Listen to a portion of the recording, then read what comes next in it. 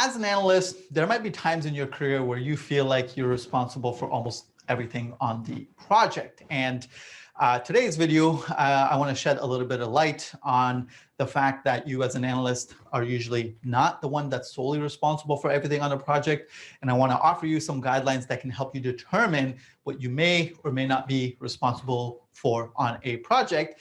And I really want to frame this in terms of the concept of customer responsibilities, because your customers of whatever product it is that you are trying to deliver as part of your project team, your customers also have certain major responsibilities, and understanding those responsibilities can help you to really orient yourself a little bit better, have some better idea of how to actually behave in a certain situation and get a clearer understanding of what you are and what you're not necessarily responsible for on the projects that you work on, all right? And so this subject was actually spurred by a question that was posed to our community that I picked out of our backlog.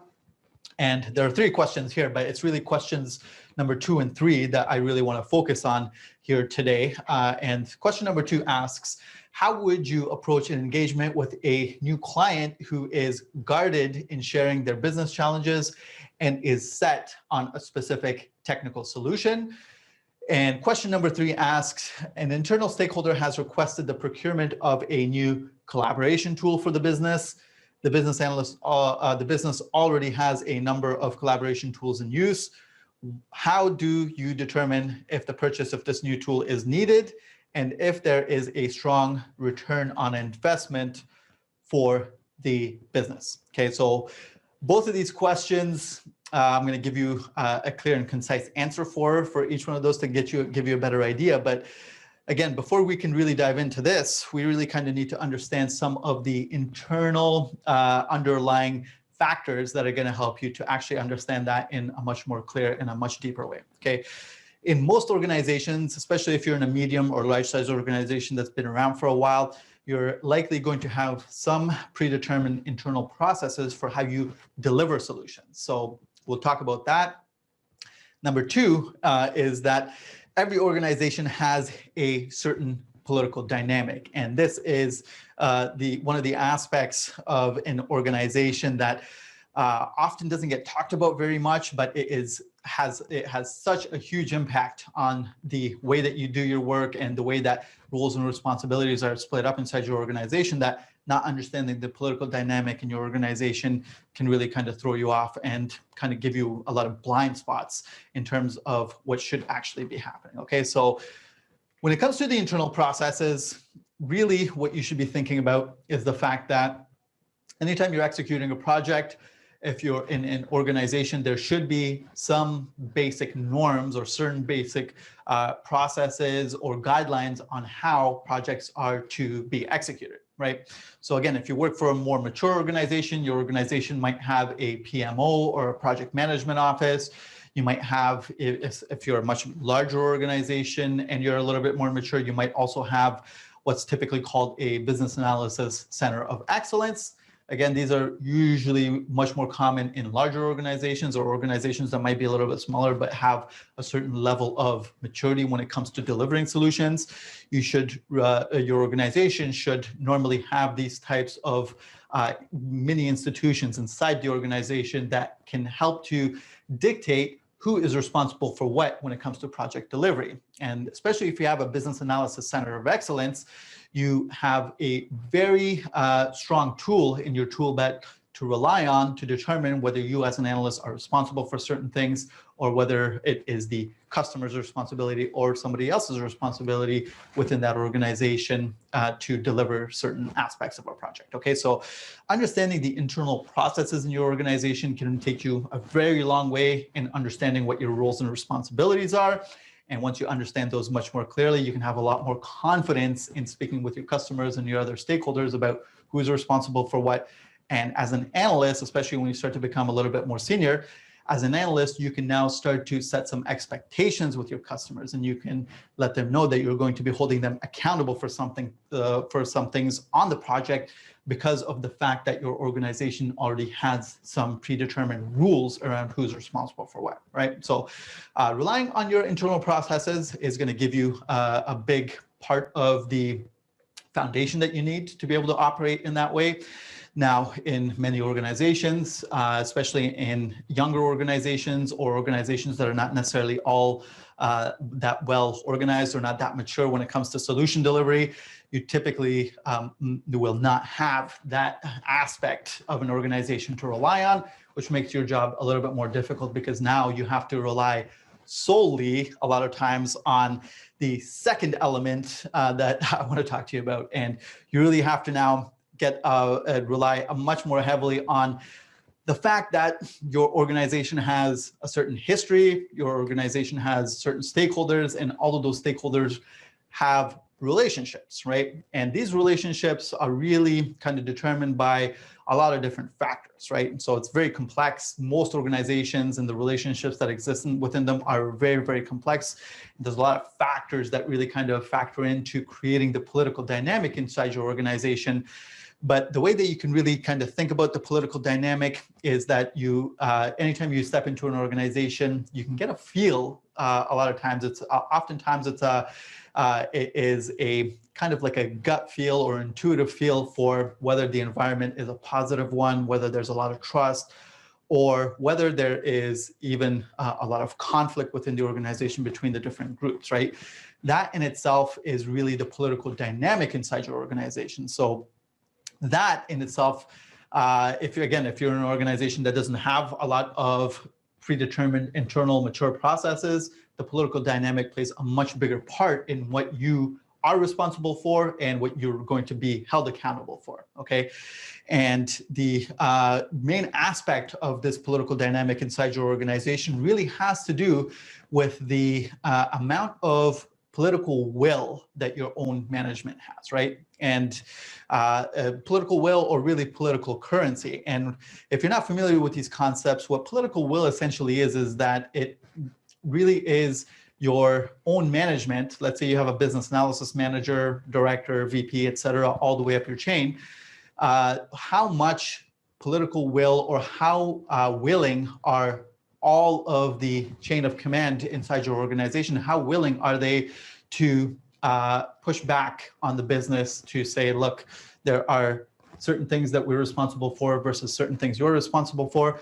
Now, again, if you don't have predetermined processes, that can sometimes be fluid, which makes it much more important for you to have a really good sense of the current political climate inside your organization, because that's going to determine whether you're going to be responsible or held accountable for something or not. So if you're in an organization, let's say, for example, where your own chain of command, your own IT management, let's imagine that you work for an IT organization, your IT management doesn't have a lot of political will. In those types of organizations, typically what's going to happen is that your customers are often going to just dictate what the solution looks like. And IT really doesn't push back a whole lot on what the customer really wants, and they just deliver to what the customer's asking for. And so in those types of environments, you as an analyst cannot really operate that far outside of the political dynamic. You really have to kind of fall in line with how the rest of your management behaves towards your customers. And in those situations, you will typically have to be a little bit more of a note taker than an analyst, right? And again, there's a wide gradient, right? So it's not necessarily clear cut, but you should really just kind of get a good feel for whether you're in that type of an organization versus an organization where, let's say, your chain of command or your own management has a lot of political will to push back against the business when the business is asking for something that may not necessarily be good for their own business. And so there are those types of organizations where the business will say, hey, this is what we want.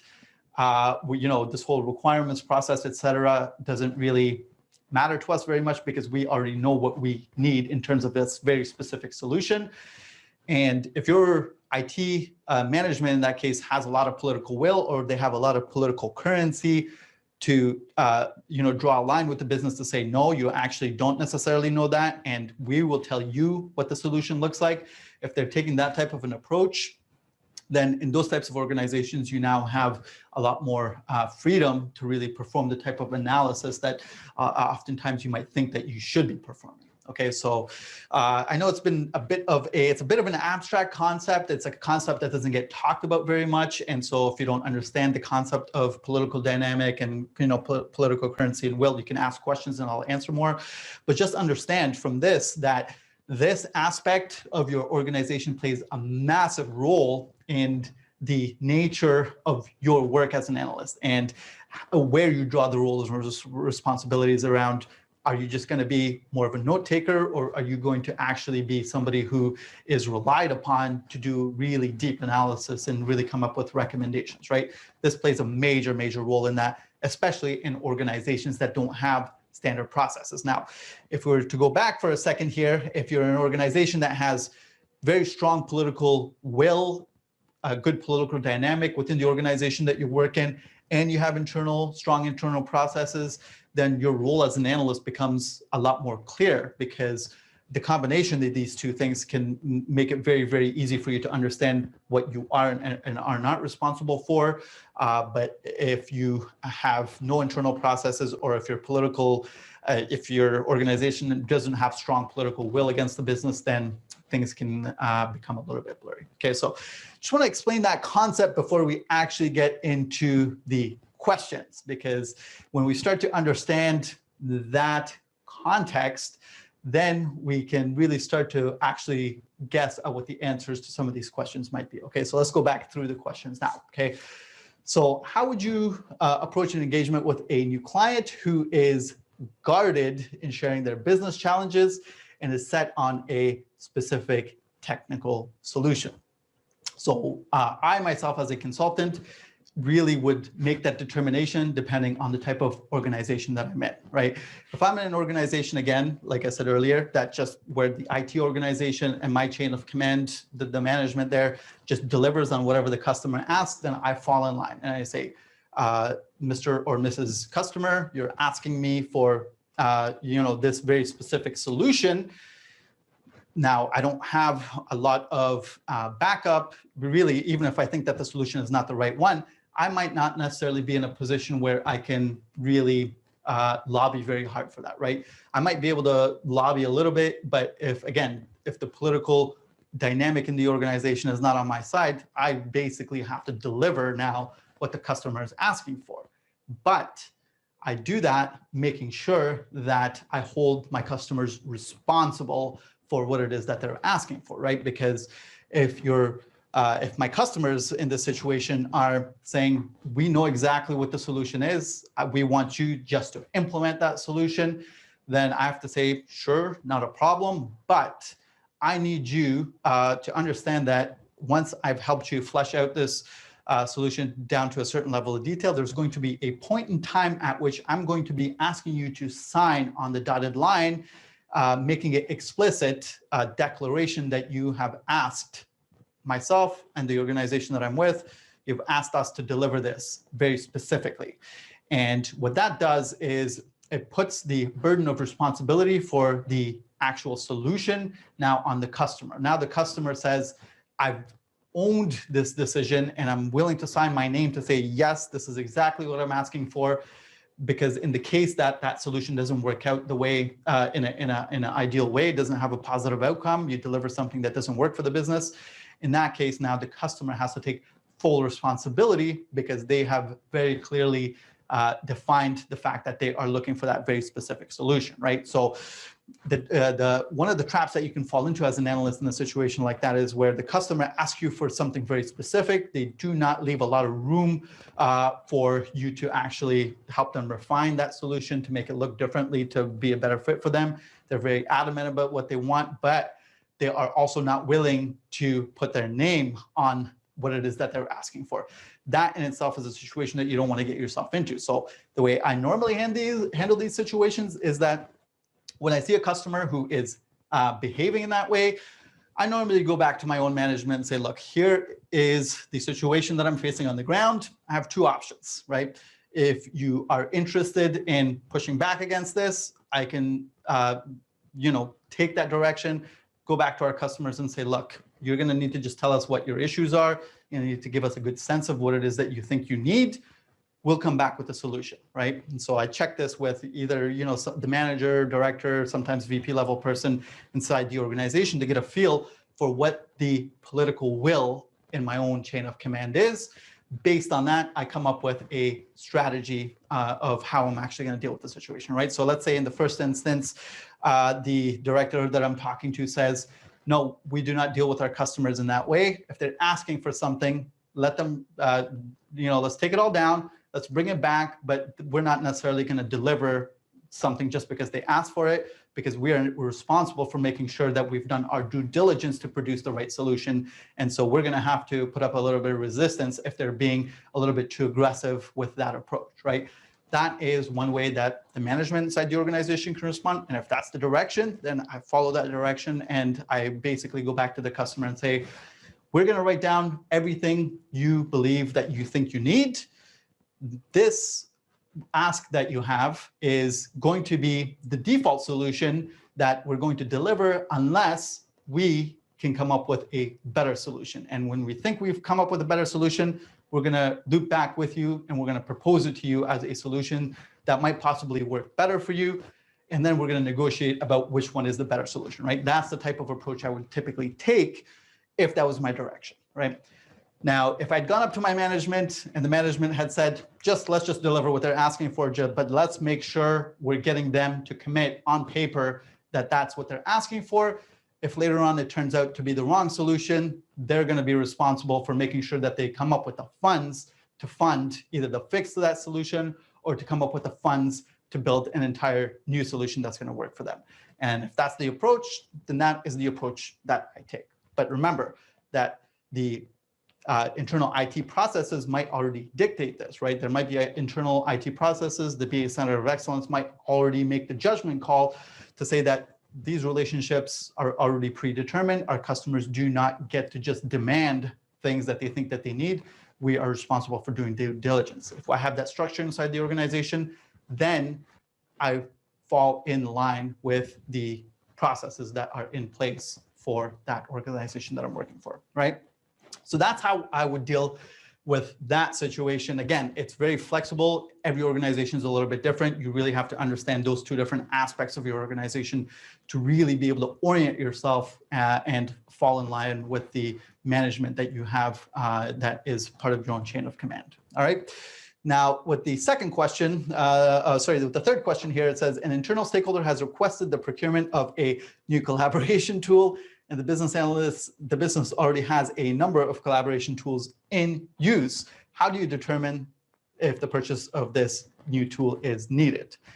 Again, there is a lot of work I can do to make that assessment, but before I even do any of that work, again, I check with my own management. I say, look, we have multiple tools here that are already in use. There's a lot of overlap. Do we have somebody within our organization that does the application portfolio management? And for larger organizations, this is typically an area of discipline that management typically conducts, right? So IT management typically in most larger organizations does what's called application portfolio management. And what application portfolio management really is really centered around making major decisions around what tools we use for which functions. So let's say around collaboration tools, if let's say you are using Slack inside your organization and you're using Microsoft Teams inside your organization, and they're basically doing the exact same function, there is somebody inside the organization typically that would be the decision maker to say, no, we're going to go with one versus the other because running two platforms is massively expensive and we're just duplicating the effort here, right? So if there are any of those types of structures within the organization, I first go and I say, who is the one that typically makes the judgment calls on which kind of tools we're using, right? And if there's an answer to that question, I might not necessarily even have to do any kind of analysis, because there may be a person in the organization that says, absolutely not, we're not going to do this because of the fact that we have a policy that, let's say, Slack is our enterprise-wide collaboration tool, full stop. And if the business has a problem with that, they can escalate it up their chain of management, and now this becomes a management issue, right? That might be one approach. If, again, those structures don't exist and I can't rely on somebody to make a judgment call about what the application portfolio of the organization looks like, then there are a couple of different approaches that I can take. And again, if I'm working with my management and I say, hey, we're working on a collaboration tool, we have these other collaboration tools, part of my work now as an analyst has to do with trying to determine which kind of activities are going to be performed using which tool. A lot of that really has to do, typically, a lot of that gets determined when I do a lot of the process design work, and I work with the business to say, okay, you're using this tool as part of that step, you're using this other tool as part of that step. I would document like a future state process map that kind of outlines how they want to use this new collaboration tool with respect to the other tools, right? That would be the business design part of things. And then from a systems perspective, I would have to do some analysis work to see whether there's an overlap or whether the way that the business wants to actually use these systems requires us to do any kind of integration between them. Like, are they expecting these two messaging systems to talk to each other, for example? There's a lot of complexity involved in doing that type of analysis. But again, if we've determined that again, if you understand the political dynamic, you understand that how your organization functions, you might not necessarily even have to do any of this if there is a person inside the organization that's responsible for making those types of decisions. If there isn't, then you really have to dive in and do deep analysis work to figure out whether these tools are in use. ROI is typically determined. So typically, if your organization is asking you to determine whether the return on investment on a certain type of solution that they're considering is worthwhile, they'll typically ask you to do what's called a business case or a request for funding. And a business case is a BA activity where you basically, it's a standard set of BA activities where you would basically go through and perform certain steps. You would do discovery, you would do some future state work, you would do some gap analysis, some impact assessment, and determine whether this is actually worth it or not, right? So there would be costs involved, there would be benefits involved. There's actually a lot involved in producing a business case. Some business cases can take 3 to 6 months to actually just do the business case before you execute a project, right? So I hope that is helpful, but again, even not really even understanding the analysis work that goes into this, understanding that the organizational aspect of this can start to help you to understand what your role as an analyst looks like in one organization. You might change jobs, you might move to a different organization, and now that same role that you thought you had in your previous organization now looks significantly different. It's because you really have to understand what your organization is structured like, what the political dynamic inside your organization is like, all right? One bonus question that we had here that is kind of related to all of this, I wanted to just kind of throw this in here too, because we had this one question around how often does a BA get blamed if a project fails? What are some of the techniques to avoid that from happening? So again, the reason why I wanted to cover this is it kind of falls under that same umbrella of understanding what your organization is like. In some organizations that don't have a lot of political currency or political will, let's say you work for an IT organization that doesn't have a lot of political will to do a lot of things, those types of organizations also tend to be what I like to call low trust environments. And we have an article inside of our community where I talk about what I mean by a low trust environment, but the likelihood of the business analysis actually taking some heat on a field project, that type of thing tends to happen in low trust environments where your own management doesn't really do a good job of protecting the employees from that type of heat, because in many cases, unless it is really due to the analysis work failing, in a lot of project failures, the failures tend to happen because there are certain things that really weren't considered at the management level. And and then a lot of politics gets involved when a project fails. And where the blame actually falls really depends a lot on how politically savvy certain organizations are, but certain people inside those organizations are. But it really also depends on the level of trust that exists between people inside the organization. So if I have, let's say, management that I know is going to have my back in a situation where it's not my fault, and they're not going to allow a lot of the blame to fall down to our levels, and I can rely on my manager for that, then I'm much more confident that I don't have to play a lot of politics to make sure that I'm not blamed for something that is not my fault, right? But if I'm in an organization where I see that my own manager now is playing a lot of politics, and I'm in a situation where, I'm being now forced to take, a lot of bullets for things that were not necessarily my fault, then I'm in a much more difficult situation. And that is where you have certain tactics up your sleeve that you can use. Getting your customers to commit to things is one of those tactics, right? So if your customer asks you for something and they're not giving you a chance to really kind of negotiate a better solution, you getting them to put their name on that document has now already protected you in a huge way against this type of a thing. Because when the project fails, you come back and say, look, you didn't give me an opportunity to propose a better solution. You also made it explicit that this is exactly what you want. I'm sorry, but now this is no longer our responsibility, right? That is the type of protection that you can actually build for yourself. So I want to just kind of throw this in here because there are certain situations, there are certain types of organizations where, again, there are low trust environments where you also have to be a lot more politically savvy in order to be able to survive in those organizations. Because if you don't have that political sense, you might be the person who's taking a large share of the blame, even though it really isn't your fault in many cases. All right, so it's been a long video. I'll leave this one here, but if you have any questions regarding this, it's a very important topic. Please go ahead and ask, and I will put it on our backlog, and I'll try to answer them as best as I can. Okay, so I will see you on the next video.